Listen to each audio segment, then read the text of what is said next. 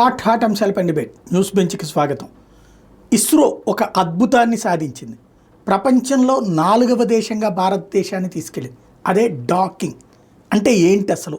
అంతరిక్షంలో జరిగే అద్భుతాలలో మన పాత్రలో సరికొత్తదైనటువంటి రంగంలోకి అడుగుపెట్టినటువంటి వేళ దాని వెనకాల ఉన్న వాస్తవాలేంటి? దీని గురించి మాట్లాడేందుకు ప్రస్తుతం అంతా ఉన్నారు ఇస్రోతో పాటుగా నాసాలో చేసినటువంటి సైంటిస్ట్ చందు సాంబశివరావు గారు. నమస్తే. నమస్కారం.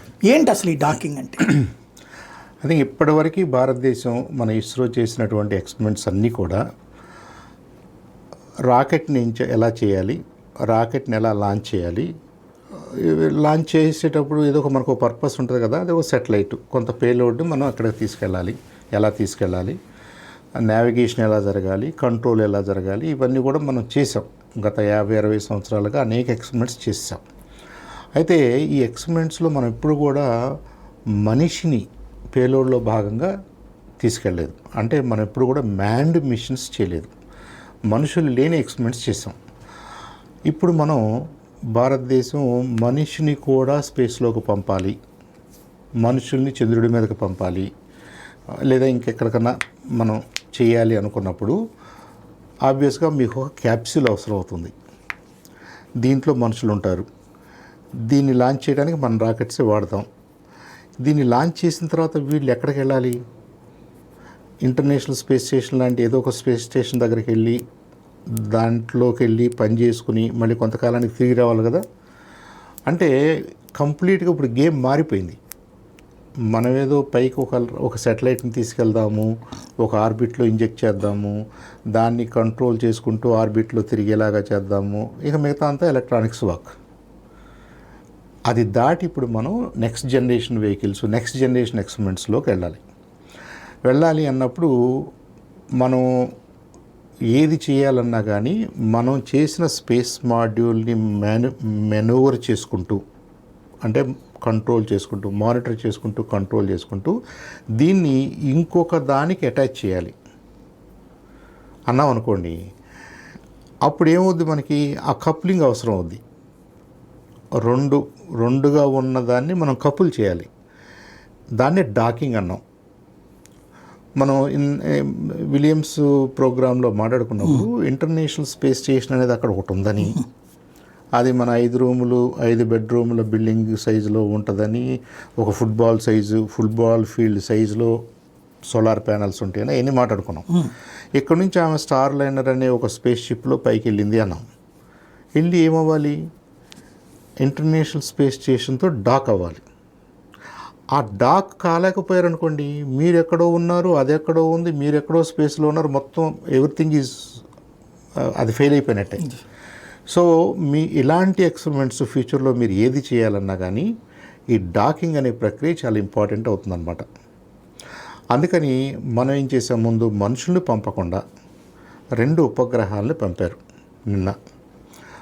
C60 అంటే PSLVలో కమర్షియల్గా మనం లాంచ్ చేసినటువంటి 60వది. ఓకే, 60వ లాంచ్. అంతకుముందు డెవలప్మెంట్ మోడల్లో 3 చేసాం.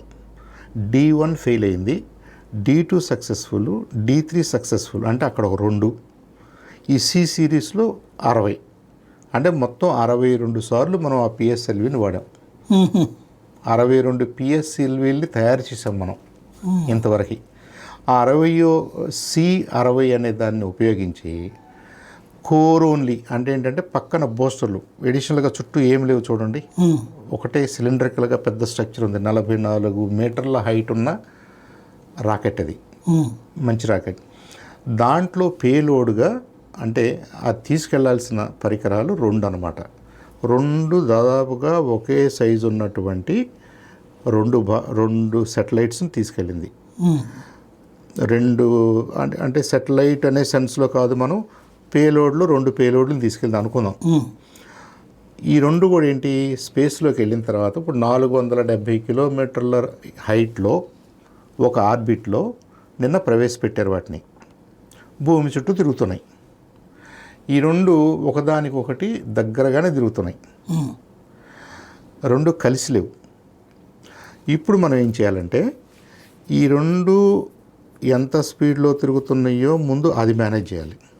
ఎంత స్పీడ్లో తిరగాలి? టు స్టార్ట్ విత్ 28,800 కిలోమీటర్లు పర్ అవర్. గంటకి 28,800 కిలోమీటర్ల స్పీడ్లో ఇవి తిరుగుతున్నాయి. ఎందుకు ఆ నెంబర్ ఇంపార్టెంట్ అయింది?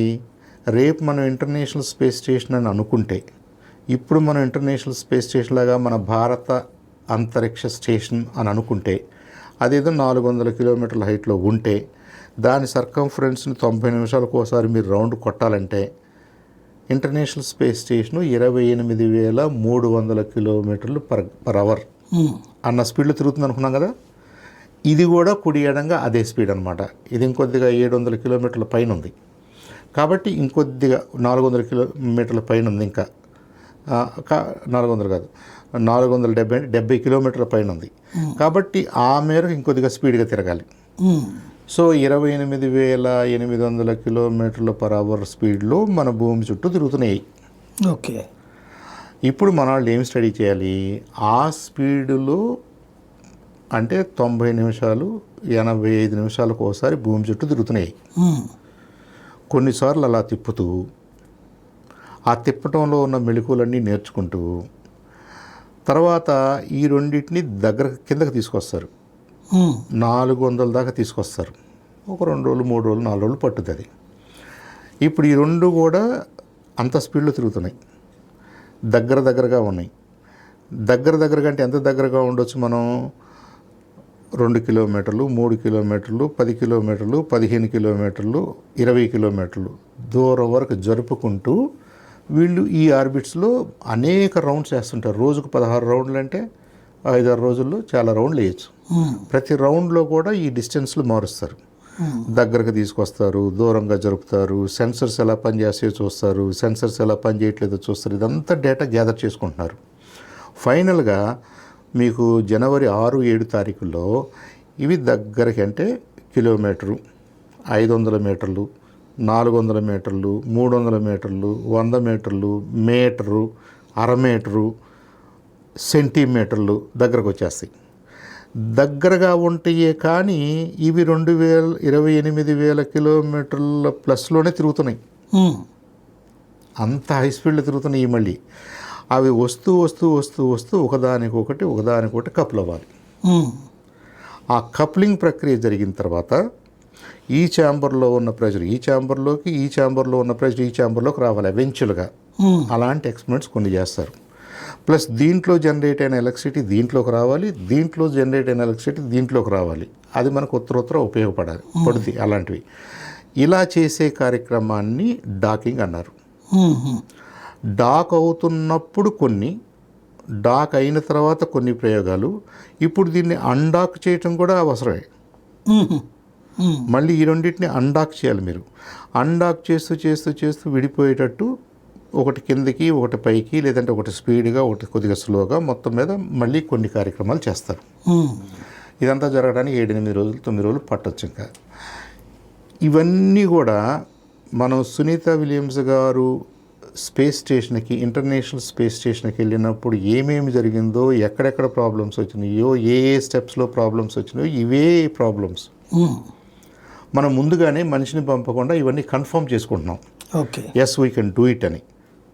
రెండోది ఏం చేశారంటే సాయి గారు, ఇంటర్నేషనల్ స్పేస్ స్టేషన్లో రష్యన్స్ కొంత బిల్డ్ చేశారన్నాం కదా, అమెరికన్స్ కొంత బిల్డ్ చేశారన్నాం కదా.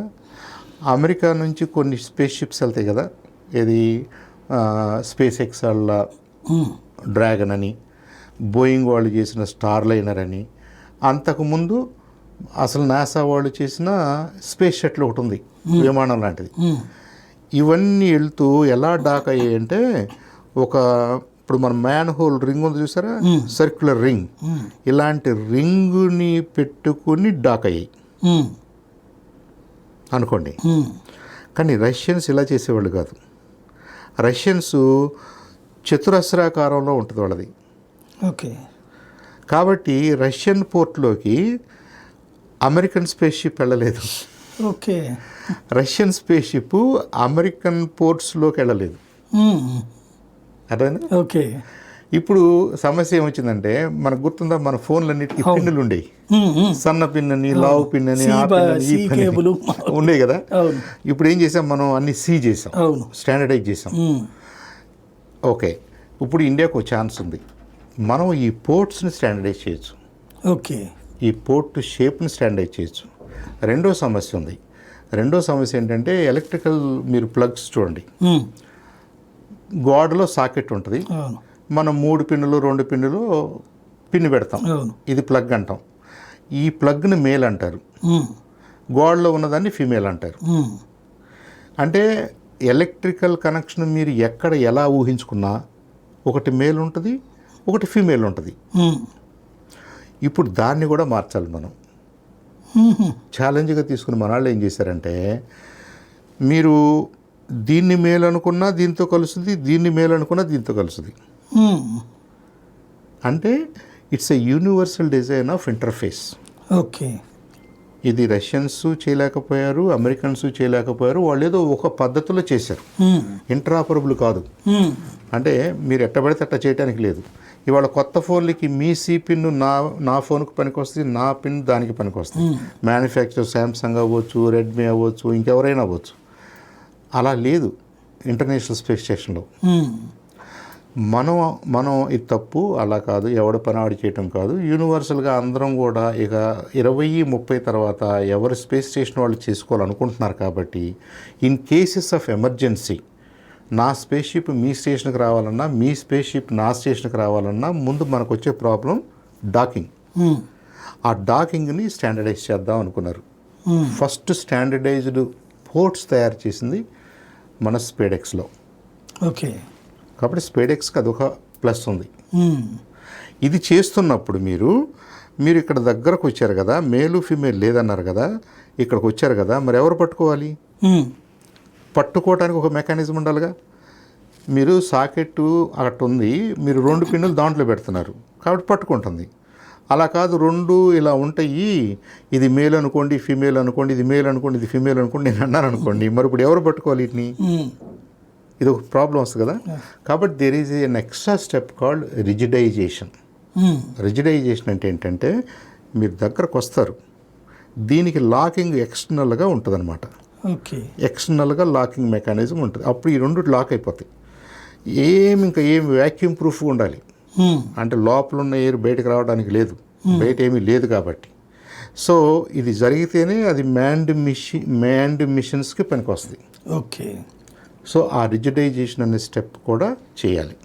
ఓకే. ఇప్పుడు మీరు ఆపోజిట్ చేయాలి. అండాక్ అవ్వాలంటే రిజిడైజేషన్ తీసేయాలి, రిజిడైజేషన్ అని అది తీసేసిన తర్వాత ఈ 2 సపరేట్ అవ్వాలి. అంటే ఈ రెండింటి మధ్య మీరు రిలేటివ్ వెలాసిటీ క్రియేట్ చేయాలి. ఇది 28,000 కిలోమీటర్ల స్పీడ్లో వస్తే ఇది 28,001 km/h అన్నది ఉండాలి కదా. ఎంతో కొంత డిఫరెన్స్ ఉంటేనే విడిపోతాయి. ఇది ఎంత డిఫరెన్స్ ఉంటే మీరు సేఫ్గా విడదీస్తారు? మీ స్పీడ్కి నా స్పీడ్కి ఎగ్జాక్ట్ ఒకే స్పీడ్ అనుకోండి, మనం కలిసే ఉంటాం. మన ఇద్దరి మధ్యలో రిలేటివ్ స్పీడ్ 0. ఇప్పుడు నేను విడిపోవాలంటున్నా అంటే నా స్పీడ్ కొద్దిగా ఎక్కువ ఉండాలి కదా. ఎంత ఎక్కువ ఉంటే మీరు సేఫ్గా విడిపోతారు? మీరు అట్ట కాకుండా వెళ్ళిపోదామని ట్రై చేస్తారనుకోండి, దీని మీద మీరు ఆపోజిట్ థ్రస్ట్ క్రియేట్ చేస్తారు. సో ఇలాంటి ఇప్పుడు ఇదేంటంటే మాంసం కొట్టడానికి సర్జన్ ఆపరేట్ చేయడానికి తేడా ఉంటుంది కదా. మాంసం కొట్టేవాడికి ఏమంటుంది, పెద్ద కత్తి అట్లా కొట్టేస్తాడు. ఇప్పుడు సర్జన్ అలాగా సన్న బ్లేడ్ తీసుకుని జాగ్రత్తగా ప్లాన్ చేసి జాగ్రత్తగా చేయాలి. ఇవన్నీ కూడా అంత ఫైన్ క్వాలిటీ ఆపరేషన్స్, మెనూవర్స్. అందుకని బాగా టైం తీసుకుని ప్రతి దాంట్లో కూడా నేను చేయలేకపోతే ఏమవుద్ది, చేస్తే ఏమవుద్ది, నేను 1 సెంటీమీటర్ ఎక్స్ట్రా జరిగితే ఏమవుద్ది, 1 సెంటీమీటర్ తక్కువ జరిగితే ఏమవుద్ది, ఇలాంటివన్నీ కూడా స్టడీ చేస్తారు. నెక్స్ట్ 4-5 డేస్లో, నెక్స్ట్ 7-8 డేస్లో మనకి చాలా చాలా విషయాల మీద ఐఎస్ఆర్ఓ డేటా గ్యాదర్ చేసుకుంటుంది. ఓకే.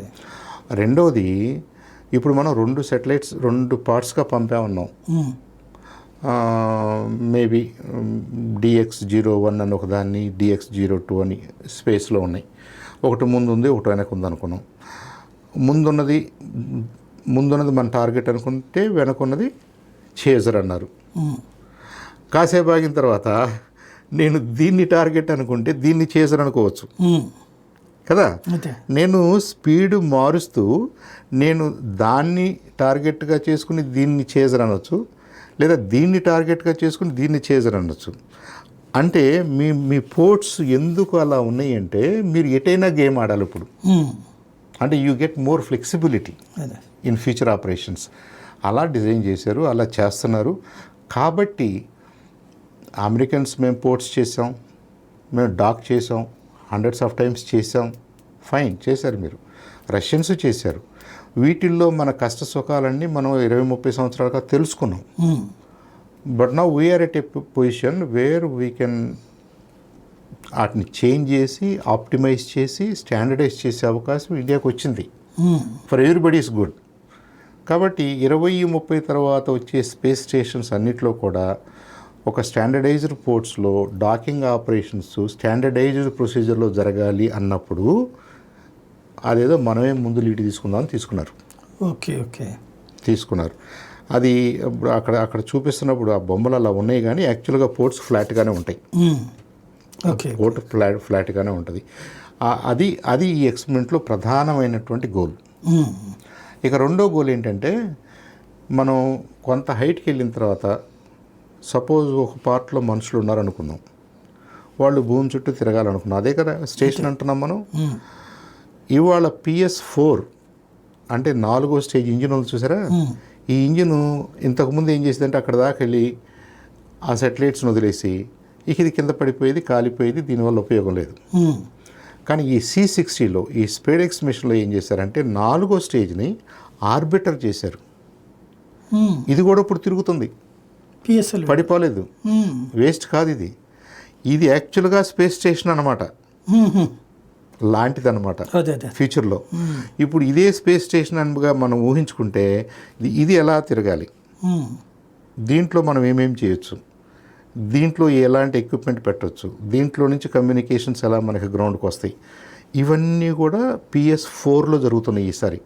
ఓకే ఓకే PS4 అనేది దాన్ని లాంచ్ చేయడానికే కాదు, ఇది ఒక ఆర్బిటర్గా పనిచేస్తుంది.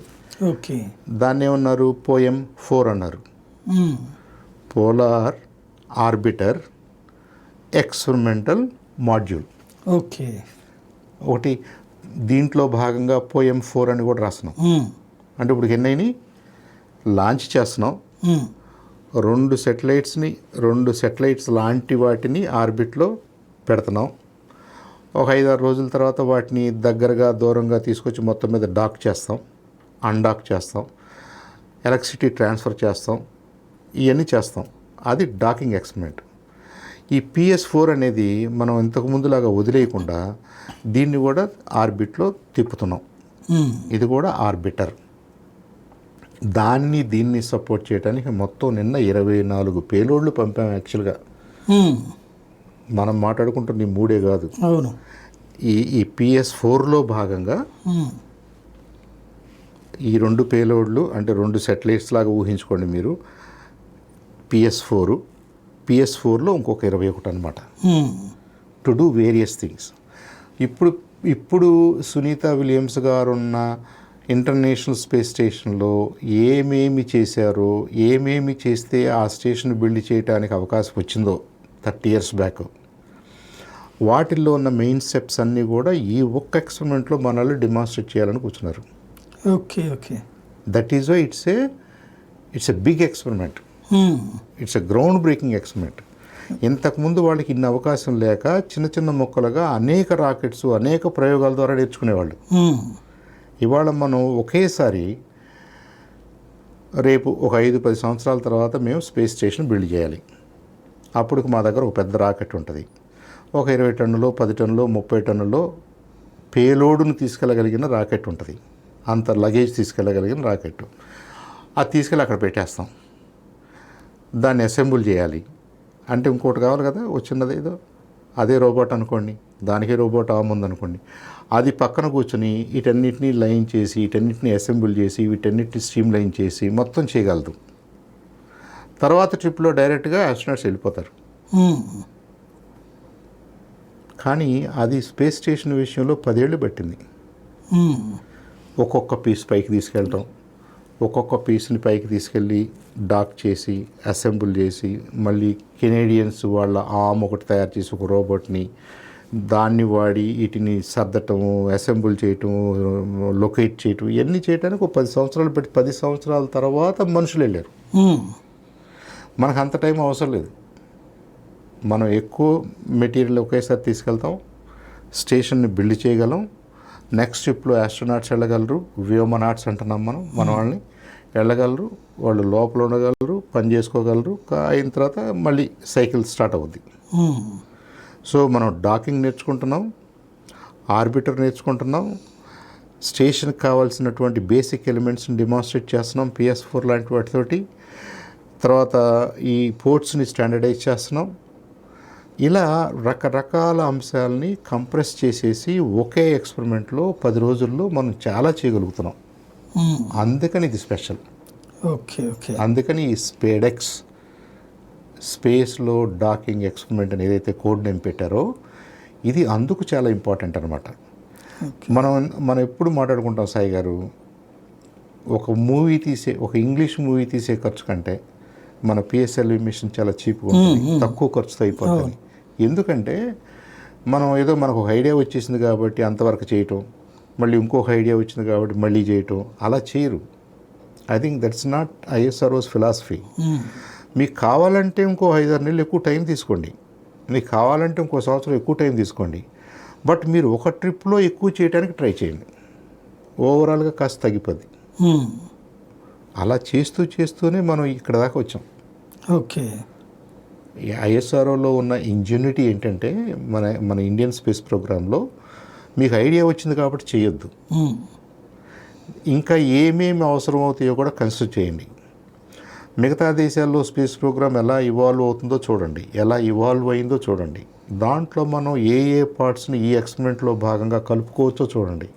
లేటెస్ట్ టెక్నాలజీస్ని వాడుకోండి, డిజైన్ని ఆప్టిమైజ్ చేసుకోండి. కావాలంటే కొద్దిగా ఎక్కువ టైం తీసుకోండి, but bring down the cost. ఆ PSLV అనే వెహికల్ అది దానికోసమే మమ్మల్ని తీసుకున్నారు ఆ రోజుల్లో. ఓకే. డాక్టర్ అబ్దుల్ కలాం గారు SLV చేశారు.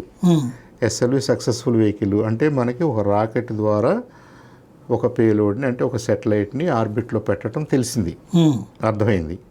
ఇప్పుడు రాకెట్ కెపాసిటీ పెరగాలి, ఎందుకంటే మనకి సెటిలైట్ సైజు కూడా పెరగాలి.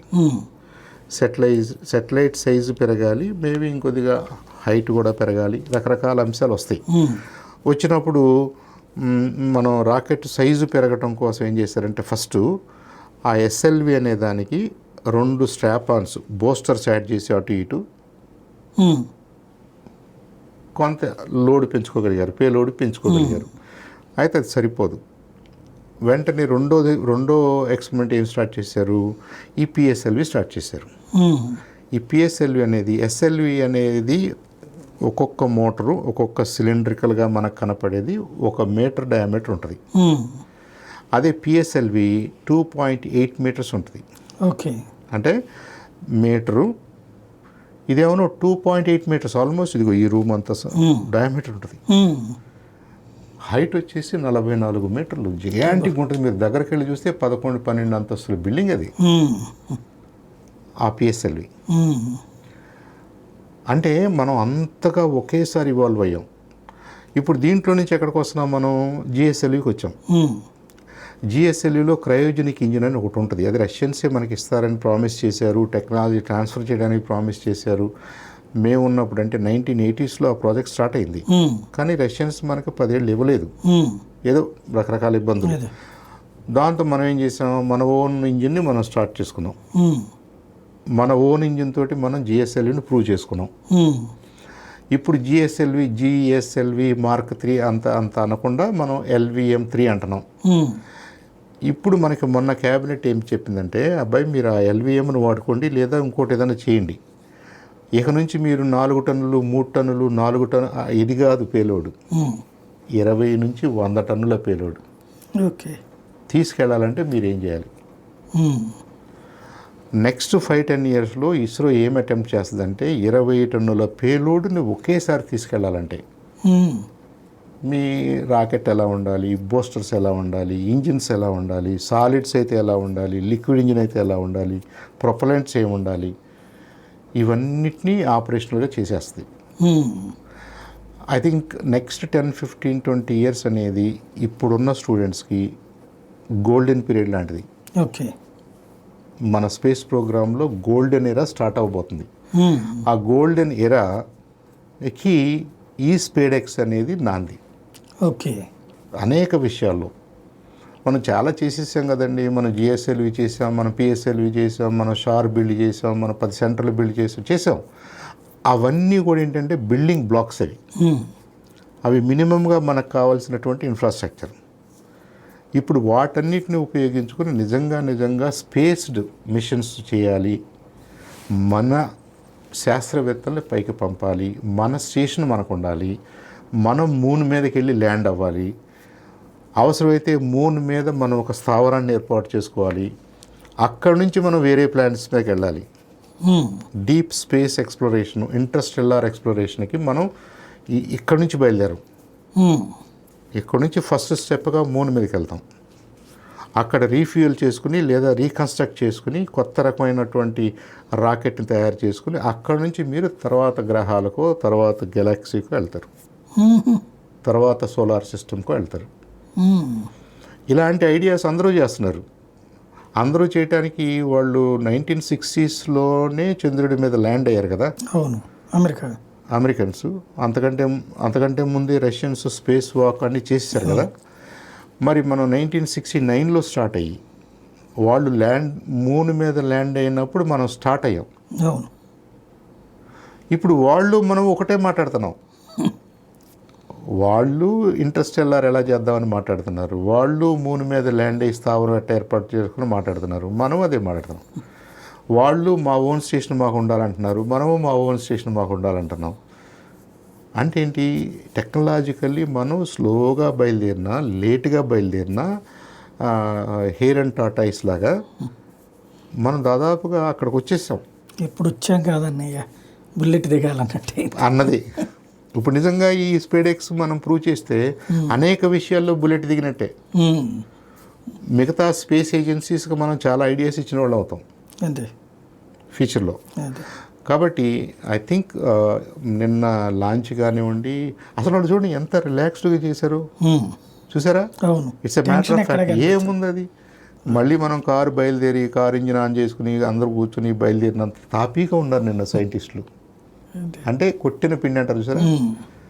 లాంచ్ చేయటం, లోయర్ ఆర్బిట్లో పేలోడ్ని పెట్టడం, మీరు సెటిలైట్ అంటే సెటిలైట్ అనుకోండి, స్పేస్ స్టేషన్ అనుకుంటే స్పేస్ స్టేషన్ అనుకోండి, దాన్ని పెట్టడం, దాన్ని కన్స్ట్రక్ట్ చేయటం, దాన్ని డిస్మాంటిల్ చేయటం, ఇలాంటివన్నీ కూడా మేము చాలా క్యాజువల్గా చేయగలం అన్నంత నీట్గా జరిగింది నిన్న. I think that's a big plus. ఇంతకుముందు ఏంటంటే ప్రతి మిషన్లో కూడా కొంత టెన్షన్ ఉండేది, ఏం జరగబోతుంది, ఎలా జరగబోతుంది. మనం 104 చిన్న సెటిలైట్స్ని పేలోడ్స్గా తీసుకెళ్ళి పేలోడ్లో భాగంగా మనం డిప్లాయ్ చేసాం, గుర్తుందా మీకు? 2-3 సంవత్సరాల నాడు చిన్న college students, universities, experimental labs వాళ్ళు చేశారు. అప్పుడు ప్రపంచం అంతా అనుకుంది అబ్బా వీళ్ళు బాగా చేస్తున్నారని. ఆ తర్వాత మీరు ఎన్నైనా ఎలాగైనా ఏ కాంబినేషన్లోనైనా మేము చేయగలము అని ఇండియా ప్రూవ్ చేసింది. వేరే వాళ్ళు చేయలేరంటే చేయగలరేమో, కానీ మరి వాళ్ళకి ఎందుకు ఈ ఐడియా రాలేదు? నేను చెప్పాను చూసారు ఇందాక, ఇది అవసరం చేసేద్దాం, ఆడ చేసే అంత డబ్బులు వాళ్ళ దగ్గర ఉన్నాయి, చేస్తారు వాళ్ళు. ఆప్టిమైజ్ చేద్దాం అనే సెన్స్ లేదు. మనం ఏమంటున్నాం, కిలో బరువు ఉన్న సెటిలైట్ని ఏం చేద్దాం, 20 కిలోల బరువు ఉన్న సెటిలైట్ని ఏం చేద్దాం, 100 కిలోల బరువు ఉన్న సెటిలైట్ ఏం చేద్దాం, 3 టన్నుల బరువు ఉన్న సెటిలైట్ని ఏం చేద్దాం, అన్నిటినీ కలిపి ఒకేసారి తీసుకెళ్తే ఏ సీక్వెన్స్లో డిప్లాయ్ చేద్దాం. మీరు ఎన్ని చేస్తున్నారు చూడండి ఒకేసారి. ఏదో దాన్ని తీసుకెళ్దాం, మనం ఆర్బిట్లో వదిలేద్దాం, చేతులు దులుపుకుందాం అని ఇండియా ఎప్పుడు చేయలే. I think Indian scientist should be recognised for that type of ingenuity. వీళ్ళు చేస్తున్న దాంట్లో ఆప్టిమైజేషన్ అనేది ఒక కీ ఎలిమెంట్. ఇది మనం ఖర్చు తగ్గించుకోవాలి, మ్యాక్సిమం అవుట్పుట్ తీసుకురావాలి. ఇవాళ మీరు ఖర్చు చేస్తున్న 400-500 కోట్ల రూపాయల్లో వీళ్ళు ఎన్ని చేస్తున్నారో చూడండి. ఇది మరో 60s 70sలోకి వెళ్ళి చూస్తే కనీసం దీనికి ఒక 100 times స్పెండ్ చేసి ఉంటారు. ఒక్కొక్క దాన్ని ప్రూవ్ చేయడానికి, ఒక్కొక్కసారి ఒక్కొక్క దాన్ని ప్రూవ్ చేయడానికి. మనం అంత చేయట్లేదు. అలా ప్లస్ ఇప్పుడు ఈ రెండు అనుకున్న దాంట్లో మీరు ఒకటి స్టేషన్ అనుకుంటే ఒకటి డాకింగ్ మన స్పేస్ పోర్ట్ మన స్పేస్ షిప్ అనుకోండి, స్పేస్ మాడ్యూల్ అనుకోండి, ఒకటి స్టేషను, రెండోది మనుషుల్ని తీసుకొచ్చినటువంటి మనుషులు ఉన్నటువంటి మాడ్యూలు డాక్ అవుతున్నాయి, సపరేట్ అవుతున్నారు. ఇప్పుడు మీరు ఈ ఒకటి ఇవాళ 220 కిలోగ్రాము బరువుతో ఉన్నాయి రెండు ఎక్స్పెరిమెంట్ కాబట్టి రేపు ఇది 20 టన్నులు. LVM-3 రెడీ ఉంది, 20 టన్నులు చేస్తానంటుంది 2-3 సంవత్సరాల్లో. 20 టన్నుల్లో మీకు స్పేస్ స్టేషన్ క్రియేట్ అయిపోద్ది. నెక్స్ట్ లాంచ్లో సాయి గారు చంద్రశేఖరరావు గారు వెళ్తారు. డన్. అందుకని మనం స్పేస్ స్టేషన్ని ముందు చేయాలా, మూన్ మీద ల్యాండ్ అవటం ముందా అనే క్వశ్చన్ ఒకటి వస్తుంది.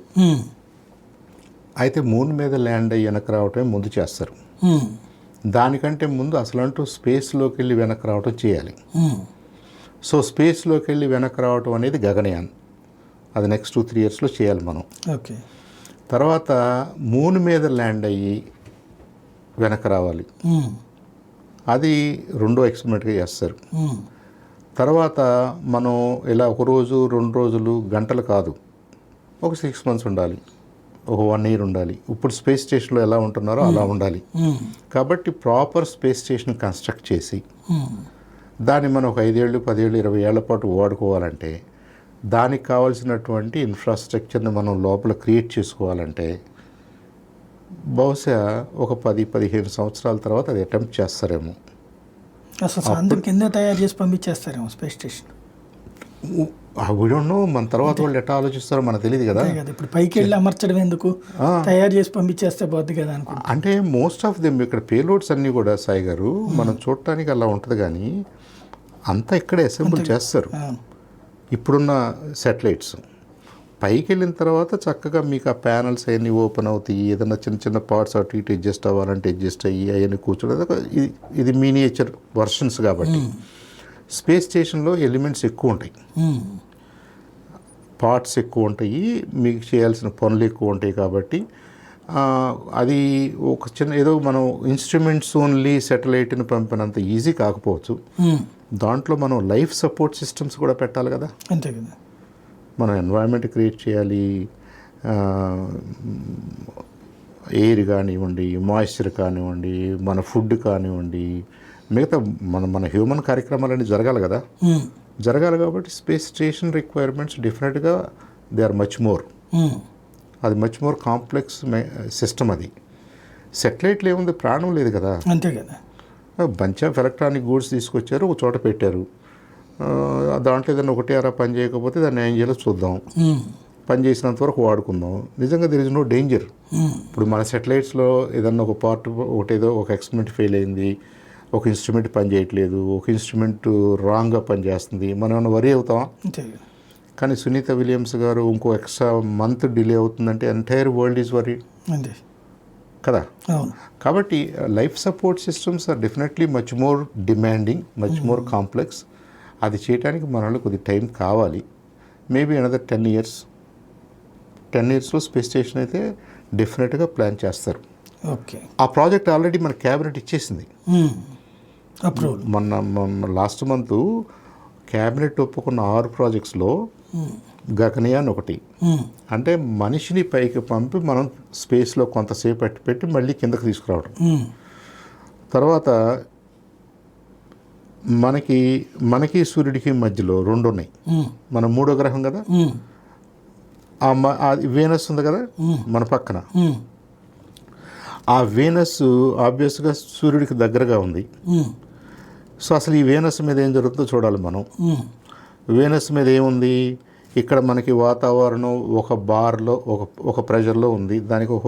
దాని యూనిట్ దాని మెజర్మెంట్ ఒక బార్ అన్నారు. ఒక బార్ అంటే భూమి మీద మన సముద్రం, మన మచిలీపట్నం రేపల్లి ఏరియా వెళ్ళి మీరు నుంచుంటే మీ మీద ఎంత గాలి ప్రెషర్ ఉందో దాన్ని ఒక బార్ అంటారు. ఓకే.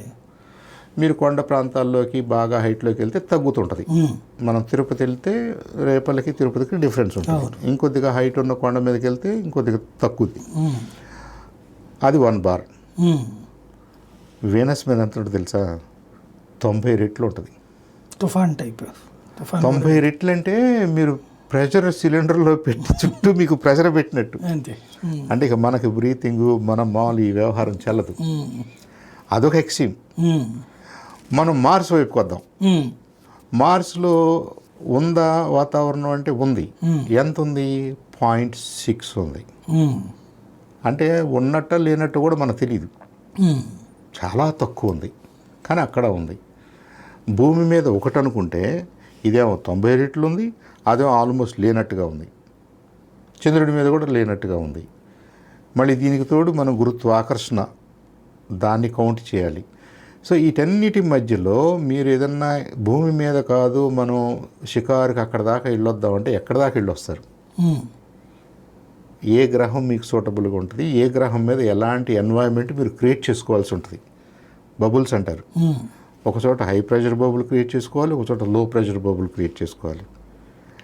ఈ రెండింటి మధ్యలో మనం నేర్చుకోవాల్సిన సైన్స్కి సంబంధించిన అంశాలు, టెక్నాలజీకి సంబంధించిన అంశాలు అనేకం ఉంటాయి. ఆ అనేకం ఇలాంటి మిషన్స్ ద్వారా మన వాళ్ళు ట్రై చేస్తూ ఉంటారు. కాబట్టి వీనస్ చుట్టూ తిరిగి రావటం అనేది ఒక ప్రాజెక్టు. మార్స్ మీద ల్యాండ్ అవటం అనేది, ఇంతవరకు మనం మార్స్ మీద ల్యాండ్ అవ్వాల, మార్స్ చుట్టూ వచ్చాం. మార్స్ ఆర్బిటర్ మిషన్ చేసాం మనం. అంటే ఏంటి? మార్స్ ఆర్బిటర్ మార్స్ చుట్టూ తిరిగి వచ్చాం మన సెటిలైట్. రేపు మార్స్ మీద ల్యాండ్ అవ్వాలి. ఓకే. తర్వాత చంద్రుడి చుట్టూ తిరిగి వచ్చాం, చంద్రుడి మీద ల్యాండ్ అయ్యాం. ఇన్స్ట్రుమెంట్ ఓన్లీ ల్యాండ్ అయ్యాం కదా. ఈసారి మనిషిని ల్యాండ్ చేయాలి. సో అది 3వ ఎక్స్పెరిమెంట్. 4వ ఎక్స్పెరిమెంట్ ఏంటి? మనిషిని ల్యాండ్ చేయటం అంటే మనిషిని తీసుకురావడం కూడా అదే ఎక్స్పెరిమెంట్. సో గగనయాన్ చేస్తాం, వీనస్ ఆర్బిటర్ చేస్తాం, మార్స్ ల్యాండర్ చేస్తాం, చంద్రయాన్ 4లో మనిషిని అక్కడ దించుతాం. ఈ 4 అయ్యేసరికి మనం స్పేస్ స్టేషన్ కూడా చేస్తాం. ఓకే. 5. ఇప్పుడు 6వది ఏంటంటే, ఇన్ని చేస్తున్న మనకి 140-150 కోట్ల జనాభా ఉన్న మనకి బ్యాండ్విడ్త్ అవసరాలు కూడా పెరుగుతున్నాయి కదా, కమ్యూనికేషన్స్ అవసరాలు. కాబట్టి నెక్స్ట్ జనరేషన్ సెటిలైట్స్ని కూడా మన వాళ్ళు అప్రూవ్ చేశారు. ఓకే. పెద్ద సెటిలైట్స్ ఇప్పుడు మనకి 4 నుంచి 6 టన్నుల బరువు ఉన్న సెటిలైట్. అంటే దాంట్లో అన్ని ట్రాన్స్పాండర్సే ఉంటాయి. రాబోయే రోజుల్లో దాన్ని 100 టైమ్స్కి దాని కెపాసిటీ పెంచాలి. బరువు పెరుగుద్ది, నంబర్ ఆఫ్ ట్రాన్స్పాండర్స్ పెరుగుతాయి, మీకు నంబర్ ఆఫ్ కనెక్టివిటీ అనుకోండి, బ్యాండ్విడ్త్ అనుకోండి, ఇంకోటి అనుకోండి పెరిగిపోద్ది. సో మనం చిన్నప్పుడు చిన్న నోకియా ఫోను ఏదో ప్లాస్టిక్ ఫోన్ ఉండేది కదా, అదేం బరువు ఉండేది కాదు కదా. మరి ఇది ఎందుకు ఇంత బరువు ఉంది? Because it has lot of equipment inside. Parts ఉన్నాయి దీనికి, లాట్ ఆఫ్ చిన్న గ్యాజెట్స్ ఉన్నాయి. నాట్ ఓన్లీ సాఫ్ట్వేర్ని సపోర్ట్ చేయగలిగినటువంటి హార్డ్వేర్ కూడా ఉంది. ఇలాగే మన కళ్ళ ముందు 4 సంవత్సరాల్లో 10 రెట్లు 20 రెట్లు పెరిగిపోయింది ఇది. దీని capacity both in hardware as well as software పెరిగింది.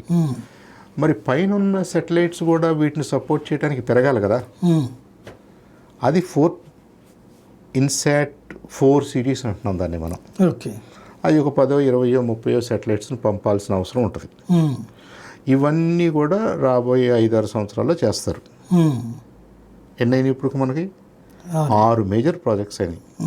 గగనయాన్ అంతరిక్షంలోకి వెళ్ళి రావటం, వీనస్ దగ్గరికి వెళ్ళి చుట్టటం, మార్స్ దగ్గరికి వెళ్ళి ల్యాండ్ అవ్వటం, చంద్రుడి మీద మనిషిని ల్యాండ్ చేయటం, స్పేస్ స్టేషన్ క్రియేట్ చేసుకోవటం.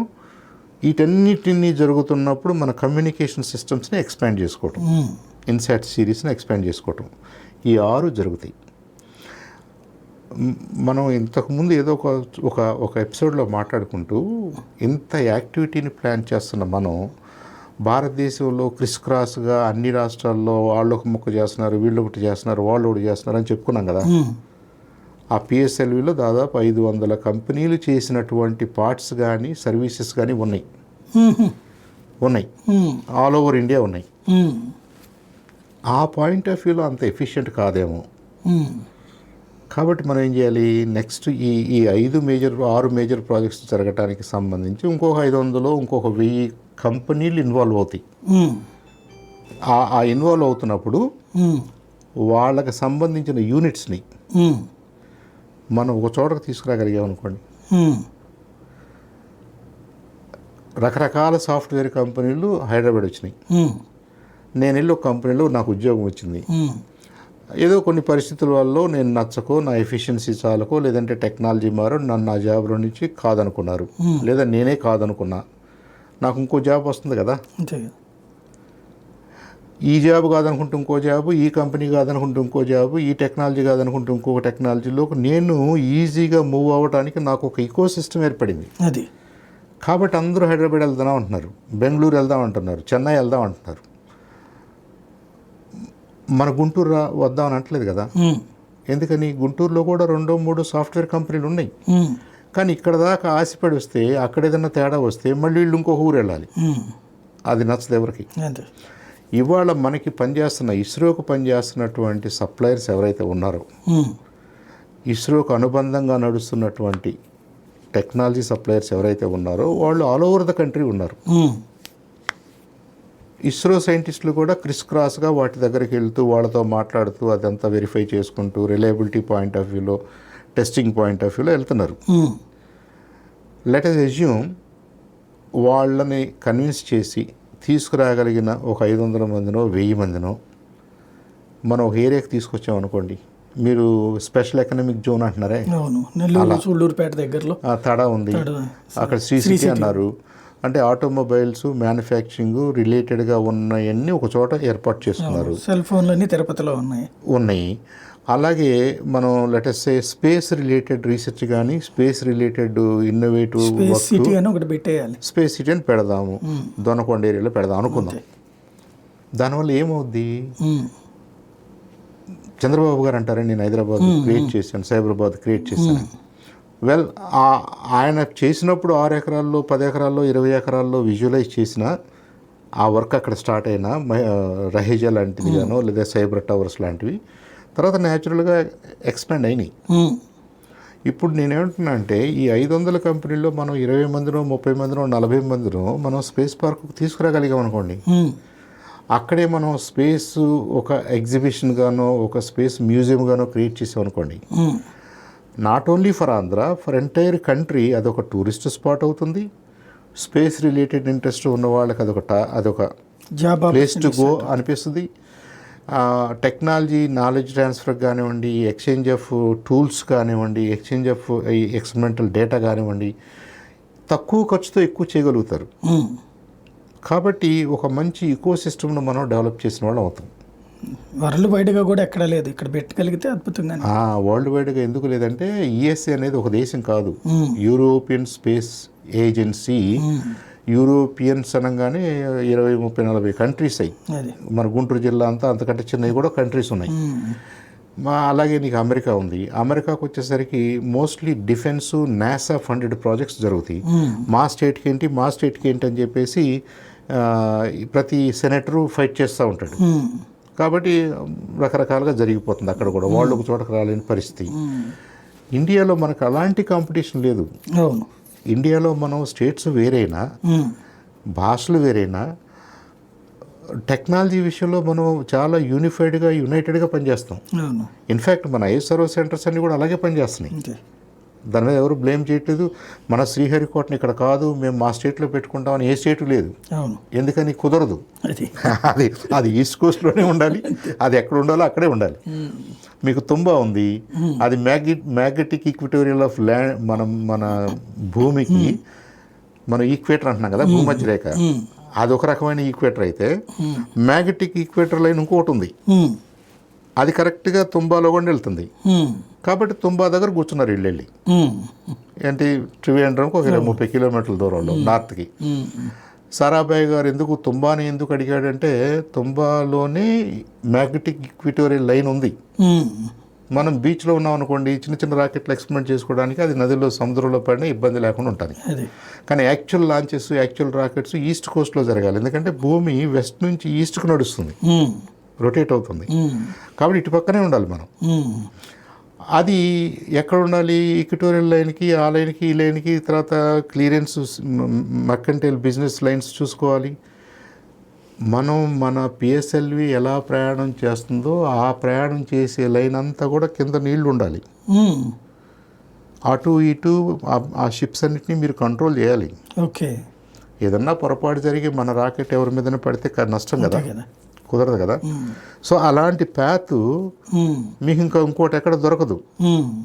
సరే సరే శ్రీహరికోట కాకపోతే మనం కృష్ణపట్నం, కాకపోతే ఇంకోటి లేదంటే మచిలీపట్నం అనుకోవటమే, కానీ మీరు అంతకంటే పైకి వెళ్ళటానికి లేదు. సో అది ఒక రకమైన అడ్వాంటేజ్, జియోగ్రాఫికల్ అడ్వాంటేజ్ మనకుంది. సో మనకుంది కాబట్టి అది మనకి పోర్ట్ కాబట్టి, లాంచ్ పోర్ట్ కాబట్టి, మిగతా పార్ట్స్ అన్నీ ఎక్కడికి రావాలి, అక్కడికే వస్తాయి. సో మీరు స్పేస్ పార్క్ కూడా ఎక్కడ ఉండాలి, మేబీ దీనికి దగ్గరగా ఉందనుకోండి, ఇంకా కాస్ట్ తగ్గిపోద్ది. కాబట్టి ఐ థింక్ ఆంధ్రప్రదేశ్కి ఒక అడ్వాంటేజ్ ఉంది. శ్రీహరికోట అనేది లాంచ్ ఆ స్పేస్ పోర్ట్ అవటం, శ్రీహరికోటకి దగ్గరగా ఉండగలిగిన ఇంకొంత మనకి ఏరియా ఎక్కడన్నా దొరికితే డెఫినెట్గా స్పేస్ పార్క్కి ఐడియల్గా ఉంటుంది. వెరీ గుడ్, మంచి ప్లానింగ్ ఉంటుంది. మనం సరే రాజధాని for what ever reason Amaravati is రాజధాని అనుకున్నారు, దొనకొండ అనుకున్నారు కొంతమంది దానికోసం ఆర్గ్యూ చేశారు. ఇప్పుడు దొనకొండ ఖాళీగానే ఉంది, కొంత ఎంప్లాయ్మెంట్ జనరేట్ కావాలి, మనకి రాయలసీమ ఏరియాకి ఎంప్లాయ్మెంట్ ఇవ్వాలి, ప్రకాశంకి, నెల్లూరుకి ఇదంతా కొన్ని అవకాశాలు ఇవ్వాలి అన్నాం అనుకోండి, డెఫినెట్గా ఆ ఏరియా మనకు బాగా ఉపయోగపడుద్ది. సో అదే పవన్ కళ్యాణ్ గారు అంటే ఆ ఏరియాని అనలేదు, కానీ అయినా స్పేస్ పోర్ట్ అవసరం ఉందేమో, స్పేస్ పోర్ట్ని ఆలోచిస్తున్నాము, స్పేస్ పోర్ట్ చేస్తే స్పేస్ పార్క్ చేస్తే బాగుంటుంది అనే మాటలు ఎందుకు వచ్చినాయంటే, పవన్ కళ్యాణ్ గారు ఎందుకు అంటున్నారంటే, ఐ థింక్ ఇలాంటి కన్సర్న్స్ ఉన్నాయి, ఇలాంటి ఆలోచనలు ఉన్నాయి. ఇంత లార్జ్ స్కేల్లో ఆ ఫీల్డ్ ఎక్స్పాండ్ అవబోతుంది, యాక్టివిటీ పెరగబోతుంది. Why not we take advantage of it. Correct. ఇప్పుడు ఎవరు ఎందుకు అడగట్లేదంటే వాళ్ళకి మనకున్న అడ్వాంటేజెస్ లేవు. మేబీ ఇప్పుడు మధ్యప్రదేశ్, బీహార్ ఇంకొకళ్ళు అన్నారు అనుకోండి, మళ్ళీ అక్కడ నుంచి మనం మొత్తం మళ్ళీ శ్రీహరికోటకు తీసుకురావాలి. అడ్వాంటేజ్ ఏముంది? కరెక్ట్. సో ఆ సెన్స్లో ఐ థింక్ మన గవర్నమెంట్ కొద్దిగా పుష్ చేస్తే బాగుంటుంది అనేది నా కోరిక. సో స్పేడెక్స్ సైంటిఫిక్గా మీకు ఎంత బలాన్ని ఇస్తుందో, ఈ స్పేడెక్స్ అనే ఎక్స్పెరిమెంటు స్పేస్ స్టేషను లేదా మనం అనుకున్న కొత్త 6 ప్రాజెక్ట్స్కి కూడా కావాల్సినటువంటి టెక్నాలజీస్ని ప్రూవ్ చేస్తుంది, చాలా ఎలిమెంట్స్ని. I think we will be a very competent space explorer in future. Space station లాంటి భారత అంతరిక్ష స్టేషను అనే కాన్సెప్ట్ వచ్చేసరికి మనం చాలా తక్కువ ఖర్చుతో తక్కువ టైంలో మనం ఎస్టాబ్లిష్ చేయగలుగుతాం. వీటన్నిటికీ ఈ స్పేడెక్స్ అనేది నాంది. కాబట్టి నిన్న ప్రైమ్ మినిస్టర్ గారు రాలేదు, లేదంటే ఇంకొకళ్ళు రాలేదని చాలామంది క్రిటిసిజం ఉంది. ఎందుకు రాలేదంటే మన వాళ్ళ కాన్ఫిడెన్స్ ఇట్స్ ఎ రొటీన్ అని వీళ్ళు చెప్తున్నారు. We can do it easily అని అంటున్నారు. కాబట్టి వీళ్ళకి అంత కాన్ఫిడెన్స్ ఉంది కాబట్టి అందరూ రిలాక్స్డ్గా ఇంట్లో కూర్చొని టీవీలో చూసాం. And they have done a wonderful job. We should congratulate. Docking రోజును కూడా అందరూ ఎక్కడ వాళ్ళు అక్కడ ఉండి చూస్తారు. దానికి ఇక్కడ జరిగే ఈవెంట్ కాదు కదా, ఇక్కడ స్పేస్లో జరుగుతుంది కాబట్టి ఆబ్వియస్గా మనకు టీవీలో చూపిస్తారు. అంటే అంత నిరాడంబరంగా ఇంత మేజర్ ఎక్సర్సైజ్ని, మేజర్ ఎక్స్పెరిమెంట్ని చేసే స్థాయికి వచ్చామంటే అది మేజర్ అని అర్థమైన వాళ్ళకి అర్థమవుతుంది, కానీ అది చేయటానికి అలవాటైన ఇస్రో వాళ్ళకి చాలా క్యాజువల్గా ఉంది. I think that is the confidence our people have. So వాళ్ళందరికీ మరొకసారి అభినందనలు తెలియజేస్తూ మనం ఎండ్ ఆఫ్ ద ఇయర్కి వచ్చాం. ఈ ఇయర్ అంతా కూడా I think ISRO has done beautiful job. Science and technology part కానివ్వండి, ఇస్రో పాయింట్ ఆఫ్ వ్యూలో కానివ్వండి, మనం బాగా చేసాం. రాబోయే రోజుల్లో జిఎస్ఎల్వి కానీ, ఎల్విఎం కానీ, హ్యూమన్ రెడీ పిఎస్ఎల్వి కానీ, లేదనుకుంటే ఇంకా వాట్ ఎవర్ దే టేకప్ ఇక లార్జ్ స్కేల్లోనే తీసుకుంటారు.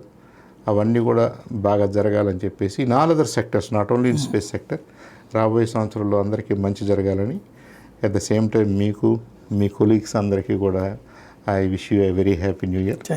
Thank you sir.